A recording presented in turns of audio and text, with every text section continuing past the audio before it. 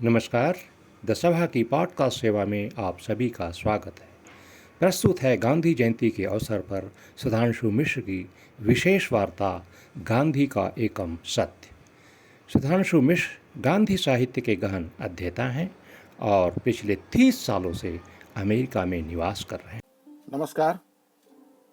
पहले तो उस महात्मा को प्रणाम जिसने संसार के उन सभी प्राणियों को एक ऐसा अचूक नुस्खा दिया जो दुख, वेदना, भय, आशंका, द्वेष, घृणा और ग्लानि यानी सभी दुखी प्राणियों को अनंत काल तक संबल देता रहेगा।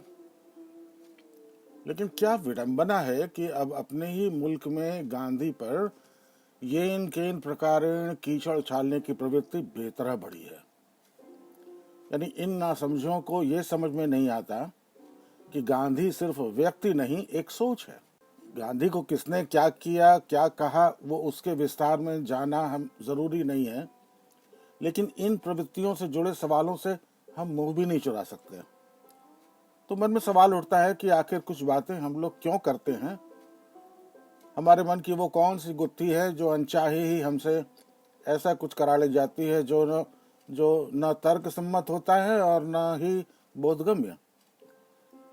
देखिए, पॉजिटिव साइकोलॉजी की मदद से इन प्रवृत्तियों को समझना आसान रहेगा, क्योंकि जो सत्य है, जो सनातन है, वो अनुभव में आ जाए तो फिर वो स्वयं सिद्ध है। फिर सारी दुनिया इनकार कर दे तो भी व्यक्ति को कोई अंतर नहीं पड़ेगा। लेकिन जिनकी दृष्टि यथार्थ जगत में ही बंधी रहेगी, उनकी चित्तवृत्ति, जाहिर है कि उनकी चित्तवृत्ति में संकुचन स्वाभाविक होगा। तो वे गांधी को हाड़ मान से समझते हुए हर देश काल में निंदित होते रहेंगे। उन्हें गांधी की कीर्ति से हमेशा द्वेष रहेगा। उनकी संकुचित चित्तवृत्ति के विश्लेषण से बहुत सी बातें आपको साफ हो जाएंगी, इसलिए एक आध मिनट हमको और चाहिए। अपने समय से आगे बढ़ चुके लोगों के साथ यह सब हमेशा हुआ है और हमेशा होगा, इस बात का ख्याल रखिए। मोहनदास करमचंद गांधी इसके अपवाद नहीं है, लेकिन गांधी विरोधियों की खुरचालों से ये पता जरूर चलता है कि इनका मन कितना बीमार है। पहले हमने पॉजिटिव मनोविज्ञान का संदर्भ दिया है। सच तो यह है कि अपनी मानसिक दुर्बलताओं के कारण, कमजोरियों के कारण जब भी हमें कहीं किसी में ऊंचाई दिखाई देती है तो हमें कसमसाहट होने लगती है। इस कसमसाहट की अगर जड़ें देखें तो वे हमें अपनी, जिसको कहते हैं कि मानसिक इनर्शिया, काहिली या अपनी जड़ता में जीने की आदत में दिख जाएगी। तो यही वजह है कि हम अपनी मानसिकता और अपनी निचली सोच के विपरीत जाने वाली हर बात के विरोध में उठ खड़े होते हैं। गांधी के संदर्भ में ये बात साफ होती है कि हमारा अहंकार, जो हमारा हमने खुद ही बनाया होता है, सर्जित किया होता है, वो हमें इतना जर्जर कर डालता है कि हम सिर्फ गाली दे पाते हैं, प्रशंसा नहीं सह पाते। भारत का दुर्भाग्य कहिए कि पिछले 15-20 सालों में अपने भारत में ऐसे लोग बड़ी संख्या में हर जगह दिखाई दे रहे हैं। पर गांधी जी ने अपने जीवन को सत्य का प्रयोग कहा ही है। समझने की बात यह है कि भलाई, करुणा, प्रेम, मैत्री, सौंदर्य, सरीखे यानी आत्मा के या सत्य के गुण साबित करने बड़े कठिन होते हैं। मिसाल के लिए अगर हम कहें कि अमुक चीज सुंदर है, तो हमारे लिए या किसी के लिए भी ये साबित करना असंभव होगा कि अमुक चीज वाकई सुंदर है। सारा संसार सुंदर है, फूल सुंदर है, बच्चे की मुस्कुराहट सुंदर है, संगीत सुंदर है, चिड़ियों की चहचहाहट सुंदर है, नदियां पहाड़ सुंदर हैं। अब इन बातों का प्रमाण क्या हो सकता है कि ये सुंदर है? तो जवाब साफ है कि मन में गुनगुनाहट का स्पर्श नहीं हुआ होगा तो इनमें कोई भी चीज हमें कदापि सुंदर नहीं लगेगी। मैले मन के लिए यह सब बातें तब निष्प्राण सनसनाहट जैसी ही बनी रहेंगी, उससे ऊपर नहीं जा पाएंगे। तो ठीक वैसे ही हमारा मन प्रेममय करुणामय है, ये कैसे साबित होगा? लेकिन मित्रों, साबित भले न किया जा सके, इनका प्रमाण यही है कि इनसे हमारे मन को एक मिठास छू जाती है। इनके अलावा प्रमाण बड़ा हो भी क्या सकता है? पॉजिटिव साइकोलॉजी की भाषा में कहें तो अपनी मानसिक जड़ता के कारण निंदा, आलोचना यानी मन को नीचे ले जाने वाली प्रवृत्तियां हम झटपट मान लेते हैं, उनके प्रमाण नहीं खोजते। लेकिन प्रशंसा हो तो प्रशंसा होती तो प्रमाण देना ही होगा। इसका मनोविज्ञान भी समझने जैसा है। दरअसल हम अपने अनुभवों के बारे में बोल तो सकते हैं, पर क्या अनुभव हुआ ये नहीं बता पाते। शब्द की बड़ी सीमितता है, सामर्थ्य नहीं है। इसलिए जीवन की निचली बातें हमारे लिए हमेशा सरल रहेंगी और जीवन की ऊंची बातों को सिद्ध करना, अपनाना, मानना हमेशा कठिन होगा। अब इसी तरह का विस्तार कीजिए तो आप इसी नतीजे पे पहुंचेंगे कि जिन्होंने कुछ बनाया है हम उनसे जलते हैं, क्योंकि हमने खुद तो कुछ बनाया नहीं होता। इसका अर्थ ये भी हुआ कि हमें ये मानने में कठिनाई हो रही है कि कोई हमसे बेहतर भला कैसे हो सकता है, क्योंकि दूसरे को बेहतर मान लेने से हमें बेचैनी होगी और बेचैनी होने पर हमें अपने बारे में अपनी राय शायद बदलनी भी पड़ जाए। और अपने को बदलने के लिए की बात आई तो उसके लिए हमें प्रयास करना पड़ेगा। तो ये हमारी मानसिक काहिली ही है कि हम प्रयास करने से बचते हैं, और यही वजह है कि हम निंदा करके शूरवीर बनना हमेशा आसान पाते हैं, क्योंकि क्योंकि क्योंकि गोता लगा के खुद मोती ढूंढने की चुनौती मिले तो फिर हमें खतरा महसूस होता है कि कहीं ऐसा न हो कि हमारा विरोध ही खत्म हो जाए। हमारी सारी कोशिश तब इस बात तक सीमित हो जाती है कि चाहे जैसे भी हो, दूसरों की ऊंचाई, और इस प्रसंग में गांधी की ऊंचाई, लोगों की समझ में नहीं आ पाए। हम यकीन ही नहीं करना चाहते कि हमारे बीच का कोई व्यक्ति हमसे ऊंचा भी उठ सकता है। लेकिन ध्यान दीजिए, ये स्वस्थ बात नहीं है, ये अपने बचाव का उपाय है।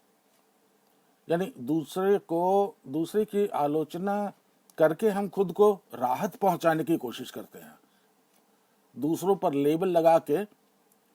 लेकिन दूसरों पर लेबल लगा दे तो हम अपने को तो सफाई से बचा ले जाते हैं, मगर है ये असत्य ही।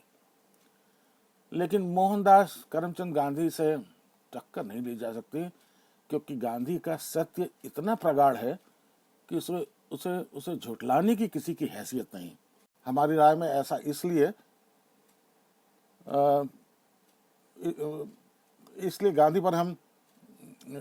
हम गांधी पे वार करते हैं, क्योंकि गांधी से हमें ईर्ष्या होती है कि उजाला गांधी में क्यों हुआ।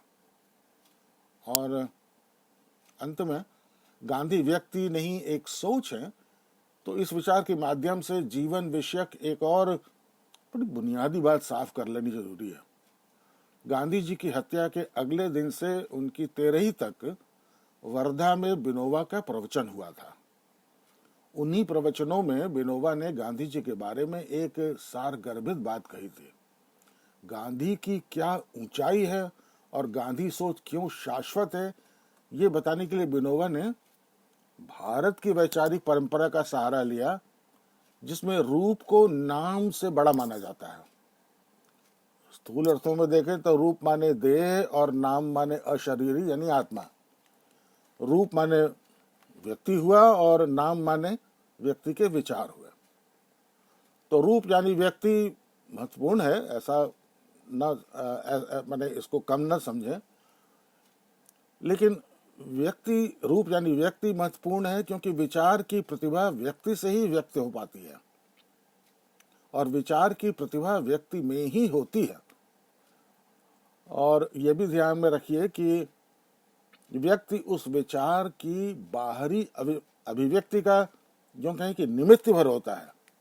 तो असल शक्ति तो विचार में है, और विनोबा ने इसे बड़े मौलिक तरीके से सिद्ध किया था। उन्होंने तुलसीदास के उदाहरण से प्रश्न किया कि राम से बढ़ के राम का नाम भला क्यों है?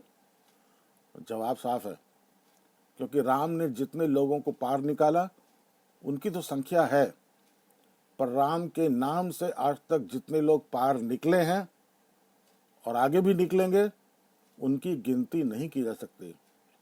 तो सोच की यही सामर्थ्य है। इसलिए नाम व्यक्ति के जीवन काल में जितना समर्थ होगा, उससे कहीं शक्तिशाली वह रूप यानी देह की समाप्ति के बाद बन जाएगा। इसमें समय चाहे जितना लगे, लेकिन अगर सच्चे दिल से नाम स्मरण किया जाए तो झट मन बदल जाएगा, और तब हम वही नहीं रह जाएंगे जो उनके जो जो उसके पिछले क्षण तक थे। तो ये विचलाहट विचार यानी चिंतन शक्ति का फल है। वैसे चिंतन से आदमी को कभी भी कहीं भी मार्गदर्शन मिल जाता है। राम के नाम से का यही प्रताप है। अच्छा, नाम के शक्तिशाली होने का एक कारण ये भी है कि जीवन खत्म होने के साथ उसमें जो खामियां थी या कमियों की संभावना थी वो भी मिट गई। तो बचा क्या रहा? तो शुद्ध दिव्य बचा रह गया। लेकिन मोह के कारण जब हम देखते हैं कि देह मिटने वाली है तो हमारे सामने अंधेरा सा छा जाता है। मगर यह अंधेरा ये मन की नादानी ही है, क्योंकि हमारे समझने की बात यह है कि प्रकाश मिटता नहीं है। जैसे हम स्लेट पर लिख के मिटा देते हैं फिर भी लिखे का अर्थ मिटता नहीं है, वैसे ही व्यक्ति से जो विचार प्रकट हुआ है वह उस व्यक्ति के मिट जाने से मिटता नहीं है, बल्कि विचार का प्रकाश, उज्ज्वलता अधिक स्वच्छ होती है, अधिक अधिक होती है। इसका अर्थ हुआ कि नाम का स्थान सगुण और निर्गुण दोनों से ऊपर है, ऐसा विनोबा ने सिद्ध किया का आशय था। तो सच तो यह है कि आधुनिक दुनिया में सत्य को जितना समादर गांधी ने दिया, बुद्ध के बाद किसी और ने शायद ही दिया हो। इसलिए सत्य जीतेगा, ये भरोसा तो हमें होना ही चाहिए। गांधी का अपना एक वायुमंडल था और है। जिस दिन हम तैयार होंगे, मेरे विचार से गांधी हमारे पास खुद चले आएंगे। फिर जिन्होंने गांधी को सिर्फ देखा और उनके भीतर कुछ नहीं देखा, तो उन्होंने कुछ भी नहीं देखा, ऐसा समझिए। तो गांधी का कोई आलोचक आपके संपर्क में आए तो उनको नम्रता पूर्वक यह बात जरूर कह दीजिए कि उनको अपने मन की मैल हटाने और उसको मथने की चुनौती है। और हमें आपको न कटु होने की जरूरत है न विचलित होने की। उन्हें कहने दीजिए जो उन्हें कहना है। धन्यवाद।